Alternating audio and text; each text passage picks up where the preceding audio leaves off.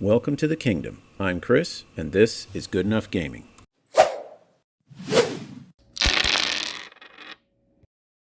Howdy folks, and welcome to the month in review for March 2024. This has been a big month for OnePageRules, so let's get into it. First up is the big announcement about the release of the Grim Dark World Book. The Grim Dark Future is getting canonized.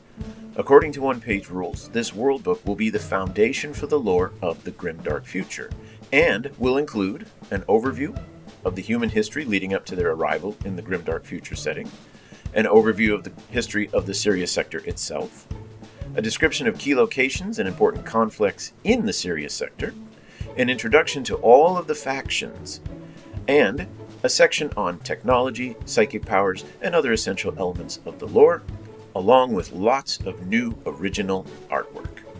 Now, of course, along with this book, OnePageRules promises that there is still plenty of blank canvas for everybody to paint their own pictures in the Grim Dark Future. I'm really excited for this. Over the last few years, I was starting to fall out with Games Workshop, but I noticed the one thing that still kept me in was the lore, the stories, and the setting of the 40K universe. And like many of you, I came to OnePageRules as a way to try and continue to enjoy that lore without paying the high price tag of the game and of the hobby. But now, I have a chance to dive into the background, the stories, and the lore of the Grim Dark Future.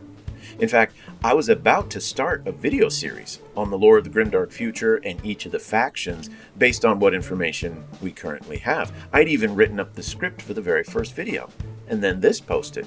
So I'm going to put that series on hold for a bit, at least until I've had a chance to read this new world book when it comes out in early April. Next up is the big news that OnePageRules is resuming development of an existing game system called Age of Fantasy Quest. It's a cooperative dungeon crawler that mixes miniature wargaming with basic role-playing game elements, similar to games like Space Hulk, Silver Tower, or Cursed City. Or you could think of it like a cross between playing Age of Fantasy Skirmish and a full-on Dungeons & Dragons adventure. Now, this project is still in its very early stages, but it looks like a great small model count game that can appeal to new players, younger players, casual players, as well as experienced ones that are already fully immersed in OnePageRules. Personally, I think this is a great idea too. New players can sometimes be put off by seeing the sheer number of models that they may have to build and paint for a full-size game of Grim Dark Future or Age of Fantasy.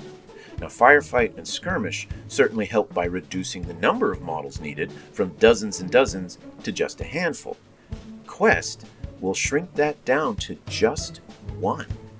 Imagine having a day at your friendly local gaming store where people could build and paint their first model and then play a game with it right then and there.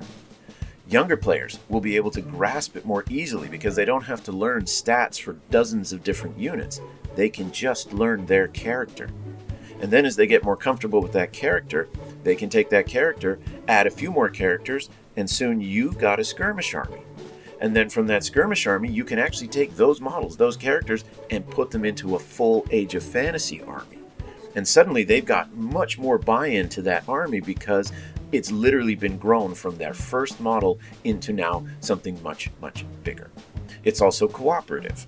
Most of these other games are player versus player, and of course, while it's very, very casual in most cases and friendly, this is a chance for players to play together against a set of AI rules.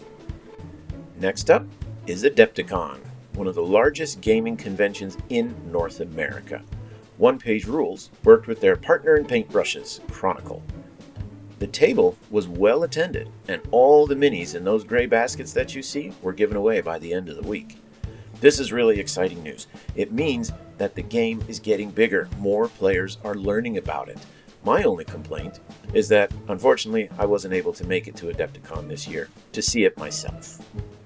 And speaking of collaborating with other hobby companies, our next item is that OnePageRules has joined with Archvillain Games and Titan Forge Miniatures to launch an STL campaign on My Mini Factory Frontiers. For a long time, OnePageRules has been building its compatibility program to try and draw in more STL creators so that we can use their models and their designs in games of OnePageRules. But this is different, because this is these three companies working together from the get-go to make models and STL files that can specifically be used in OnePageRules. The project itself is called Worlds Beyond, so head over to my mini factory and take a look at what it has to offer. I personally have bought STL files from both Titan Forge and Archvillain long before this project appeared. I can tell you, they both make amazing models, so being able to add them to the OnePageRules universe is a big win for everybody. Next up are the March releases, as OnePageRules creates and updates the models for its gaming system. This month, for Age of Fantasy, they continue adding to the already pretty impressive Vampiric Undead model line. If you head on over to the Army Forge, you can already see just how many new models and sculpts have been added to that army. And it looks like they're not done yet.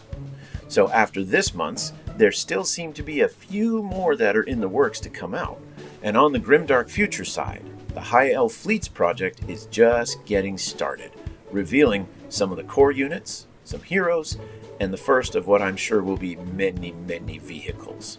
I think both of these sets look great. You can tell that OnePageRules is trying to break away from just being a Games Workshop knockoff and starting to create their own artistic style. The elves certainly look elvish, but they're not just 40k Eldar with a few changes here and there. The Vampiric Undead also have a familiar look that fans of the old vampire counts will recognize, especially for pieces like the Black Coach. But everything from the basic infantry to the knights and the heroes is starting to develop its own unique look. And while we're on the subject of models, let's talk about the monthly painting competition. Entries may be limited just to Patreon subscribers, but all of us get to enjoy the results.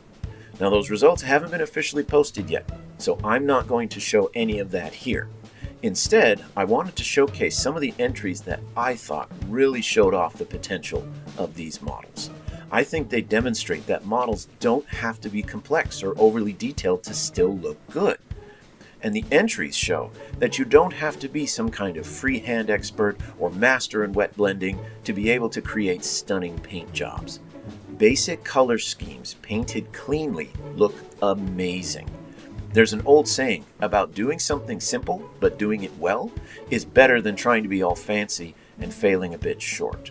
And I think these models here are fantastic examples of that. So that's it for the month in review. If you enjoyed this video, please give it a like and leave a comment so I know to make more. I'm excited to see what the next month brings, and I will see you then.